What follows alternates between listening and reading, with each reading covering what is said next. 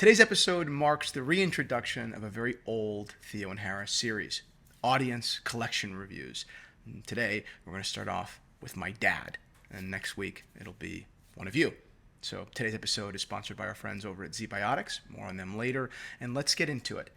This time, in the reintroduction, we're going to be structuring these episodes a little bit more.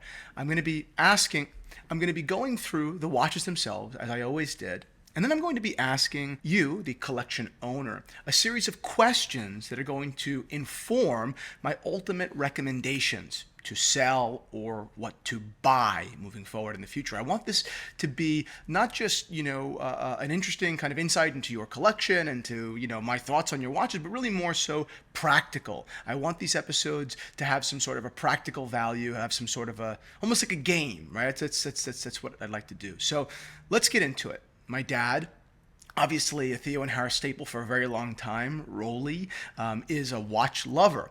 Funny note about my dad is that he really has almost never bought any watches himself. I think he's only purchased 2 watches in his lifetime, and yet he's been able to amass a collection because watches were always what my mom, when she saved up her pennies, would buy my dad for an anniversary or for a birthday or for Christmas or whatever it might be. And she and I would do that together, right? So a lot of these watches I have a ton of insight into the story, into the significance and everything. So today's episode is going to be great. We'll start off with the collection itself and in no particular order of watch. But let's start off with the Rolex GMT, the reference 16710. My dad's, famous Pepsi. He calls it his old lady. This was the watch that my dad got for his 40th birthday, and he wears it all of the time. It's the watch that I remember most on his wrist. The next watch is his Datejust, a reference 1601 in yellow gold with a matching presidential bracelet. Yes, Datejusts were sold, while more often on Jubilee, also on presidential bracelets. His has an oyster clasp, a closing clasp, as opposed to a hidden presidential clasp. That's how those bracelets were originally made. And fun fact about those bracelets, they actually didn't have any screws. They had to be cut to your size. Pretty cool. The next watch is a Panerai Luminor that my dad just bought, actually, a couple of months ago. I'll tell you all about that in a little bit, but it's got a beautiful blue dial, 40 millimeter case. It's definitely an unusual, watch, an unusual Luminor, discontinued now, has date and a Cyclops, which I actually like because it's a bit of a nod to Panerai's history with Rolex, right? Rolex sort of owns the whole, Cyclops technology or thing or whatever, and I think that's a really cool little nod. My dad had a Luminor a long time ago, or rather a Radiomir a long time ago, and I love the Radiomir, but it was just too big. I think at 44, 45 millimeters, you just couldn't pull it off. So this 40 millimeter Luminor, especially with a blue dial, is amazing, and he loves it. Okay, the next watch we'll talk about is his Breitling Colt. Really, the only other than the Panerai watch he ever bought. It was, I think, the first watch he bought. It's a quartz watch, small, 36 millimeters with a chunky bezel, so the dial is rather small. An eggshell sort of dial with light blue, or medium blue, rather, subdials. My dad wears this watch traveling all the time. He just wore it. It was the only watch he brought away on a trip we recently took to Germany. It was awesome. Awesome watch. I have a lot of fond memories with it. It did come on a bracelet, which he still has, but he's almost exclusively worn it on NATO strap for years now. Actually, a Spanish ribbon NATO strap. And the last watch we'll talk about today is his Cartier stepped case, a watch my mom got him for Christmas a couple of years ago. It's a gold-plated Cartier, but it's an amazing Cartier. 1970s, long crown, white dial, manually wound, really buttery winding movement, and it's big. She bought this watch because it's big for a Cartier. My dad always wanted a Cartier, but his just wrist couldn't pull off, or not his wrist, really his own perception of style couldn't pull off a small classic Cartier, so she got him this, and it's an amazing piece that he wears on a lot of special occasions, particularly with suits. Today's episode is sponsored by our friends over at ZBiotic. If you know me, you know how important ZBiotic is to me, because ZBiotic is the world's first genetically engineered probiotic drink. It's a pre-alcoholic beverage, meaning you drink it before you go out and drink. It attacks all of that toxic byproduct in the gut that comes after you drink alcohol, and it makes for better mornings, better tomorrows. As much as I love to imbibe, as much as I like to have fun and have that extra drink, even though we should always drink responsibly, I can't afford that next day. It's that next day that kills you, that grogginess, that little bit of pain. I can't handle it. And my life has been totally different since I started regularly, when drinking Z-Biotics first. So if you'd like to start enjoying partying a little bit more and not having to pay the price for it the next day, start taking Z-Biotics. Go over to zbiotics.com/Theo and Harris and use that code Theo and Harris for 50% off of your first order. I couldn't possibly recommend Z-Biotics enough. The world's first genetically engineered probiotic pre-alcoholic drink. Take care. So I sent him over the questions that I posed to you all before, the questions that are down in our description here to the video that I want you folks at the end of this video when I tell you how to submit. I want you to answer these questions when you do submit. And if you submit your collection without the answers to these questions, I'm not going to even consider you. All right. So I want your insight. I want you to help me make an informed recommendation. So the first question here was, what's the watch that doesn't get as much wear as it should? And why do you think? And my dad told me it's his Datejust on his presidential bracelet, which is amazing. That's an incredible watch, right? It drives me insane that he doesn't wear that watch more often, right?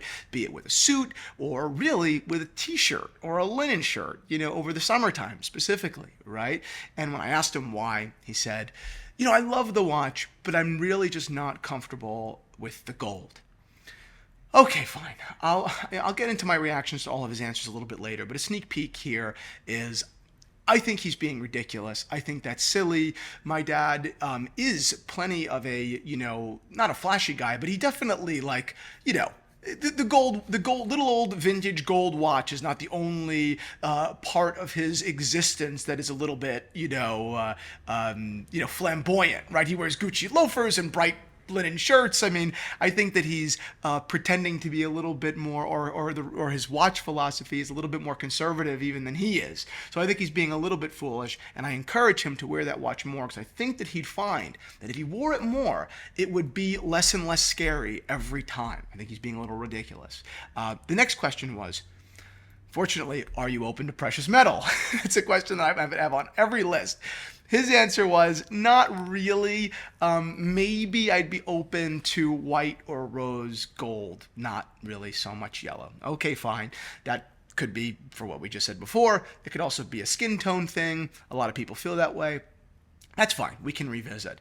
Next question. What are your case size guardrails? My dad said 36 to 40. He's comfortable in the Datejust and he's comfortable in the Panerai, and the Panerai's 40 and his GMT's 40, and they're two very different sizes of 40. Like the proportions are different. Everything's different about those watches. They wear almost nothing alike.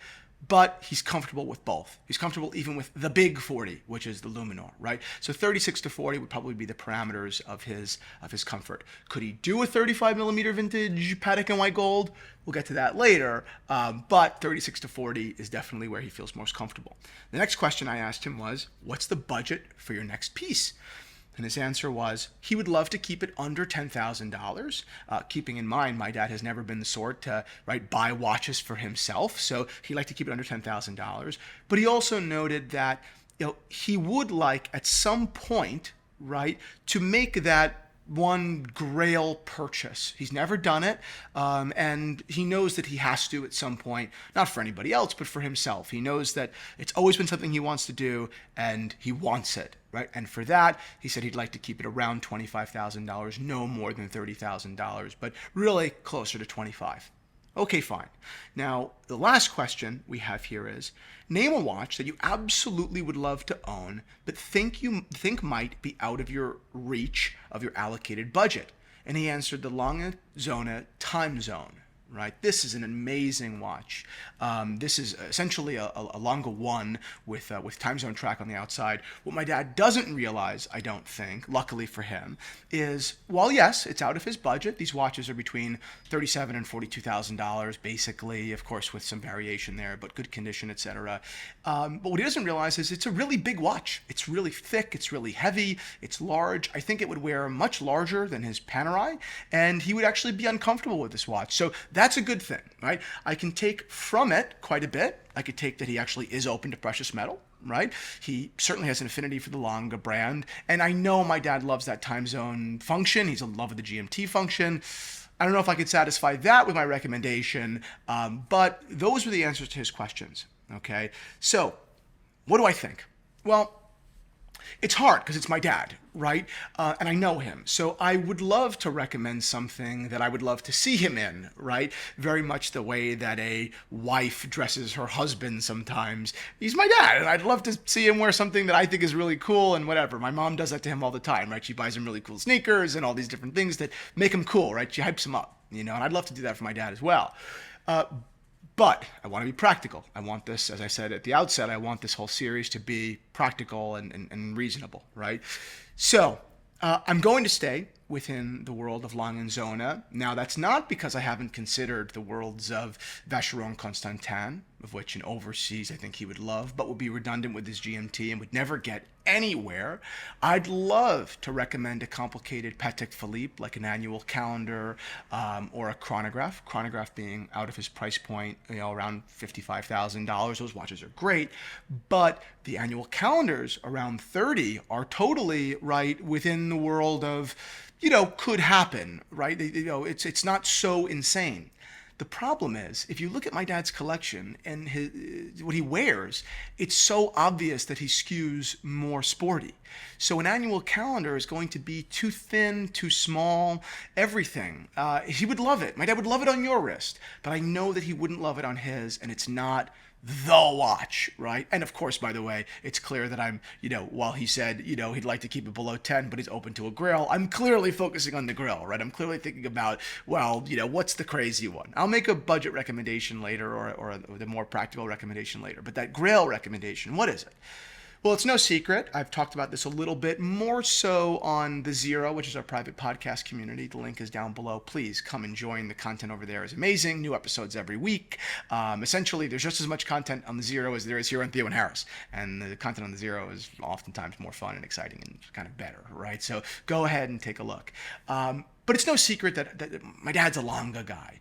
He's owned one time, very, very long time ago, pink gold, 1815, with those original pink gold hands as opposed to the blue hands that they were replaced with years later. But I don't know. I know he wouldn't do pink. He says he's open to it, but I know he wouldn't do it. I know he wouldn't wear it enough. I know he wouldn't do yellow either. So what would be a white gold Lange that's under 30 grand that he would love? Well, I know he'd be open to an 1815 or a Saxonia. He said it before. But I do think that he would be.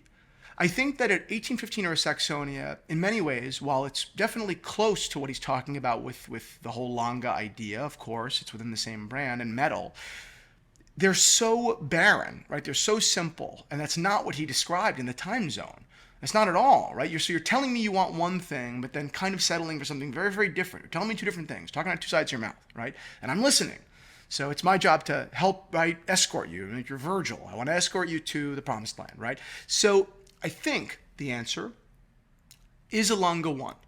I think an answer is a Lange 1 now. Which color? Well, the Lange 1 in blue is amazing. A little bit out of his price point. They used to not be. They used to be under 30 grand. You used to be able to get them like 22 grand. It's crazy how time has passed and how many things have changed. But you used to be able to get them. You could do gray. You could do basically white, right? Those are the two big colors. Now, if you go into the world of rose gold, right, or yellow gold, you can go with a black dial. But if you get white metal on a black dial, now you're at a platinum Lange 1, which is called a Darth, and that's just not going to happen. So I know it sounds somewhat predictable, maybe a little bit boring, but I really do believe a Lange 1 white dial, more than gray, but I think more than gray, that Lange 1 with a white dial would be his dream watch. Now, what strap? I love Lange & Söhne straps. Lange & Söhne straps use what's called a square padding. It's a much more sporty padding, much more aggressive padding. It's not really sleek. It's kind of tough. And I love that. Alligator, fantastic. But what else is there? Or what would he be more likely to wear? Well, I know he would wear that with a suit. Not a question. My dad looks fantastic in a suit. He's super elegant. Very handsome man, I think, right? Everyone looks up to their father. In a suit. But on a more daily basis, and let me tell you something, if my dad spent $30,000 on a Longa One or $28,000 on a Longa One, he's got to wear it, right? He's wearing that watch, right? Just as a matter of principle, he's wearing that watch. It's got to be something more casual. On a strap, he would have to go with something more casual. I think he would go with something maybe like a veg-tanned calf, right? Something that maybe patinates with age, something that's not exotic. Maybe he would go with something that was in suede, both. But I also think, because I know my dad and how obsessed he is with, for whatever reason, those big, big pops of color on otherwise very serious things. I know how much he loves to put a green strap on his Datejust. He actually prefers it on a strap than on a bracelet, but I don't allow him to wear it on a bracelet because my mom spent all that money. I don't allow him to wear it on a strap because my mom spent all that money on that damn bracelet. I don't allow it, right? Of course, I'm being cheeky. But I know he would do something really bright. I know he would do orange. I know that sounds maybe ridiculous, maybe that's distasteful. I don't know, whatever your opinion is, but I know my dad would end up with an orange strap for that watch. I also think he'd end up with a really high blue. I know he would, and I think he'd have an absolute blast, and I think he would wear that watch to the ground. I think he would wear that watch constantly and all the time. I know that he's got some, bigger fish to fry at the moment, right? I don't think he's thinking about buying a Longa tomorrow or anything like that. But I know, and we've got a couple of things he wants to buy. But I will tell you, my recommendation is dead on. Of course, it's been informed by a little bit of inside baseball. I mean, he is my father after all. But I think you guys, so many of you that have been following the channel for so long, back to the Liquor Run days, you know Rolly too. Yeah, you know Rolly too. And I think you'd agree that he would really love what I've just described, and I really recommend that he pull that trigger. Not tomorrow, but at some point in the future. Let's say in the next 3 years. I think that's prudent. I think that's a good idea. Let me know what you think down below, and if you'd like me to review your collection and answer these questions and have me make a recommendation, go to the description right below where we have the 0 link, which I think you should subscribe for, and fill out those prompts in an email. Email me that with a picture of your collection, send it on over, and that will submit you. Just use the subject in an email, Theo and Harris collection review, and I promise you'll be submitted. We'll be doing about one of these per month in this effort to diversify some content over here and have some fun. I'm really excited. This gives me the opportunity to not just talk about watch news, and that's it. I hope you guys had a great episode and enjoyed it, and I'll see you all soon. Bye.